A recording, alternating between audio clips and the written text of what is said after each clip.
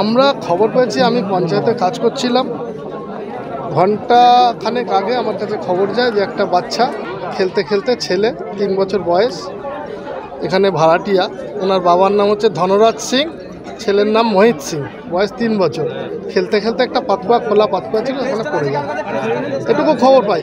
খবর পেতেই আমি পঞ্চায়েতের কাজ বন্ধ করে সঙ্গে সঙ্গে আমার মেম্বার কেকা ভট্টাচার্য সঙ্গে আমার পঞ্চায়েত কর্মীকে নিয়ে আমি এলাকায় পরিদর্শন করি। সঙ্গে সঙ্গে ডুবুরি এসছে, দমকল এসছে, কাজ চলছে ইতিমধ্যে ঘন্টাখানেক ধরে।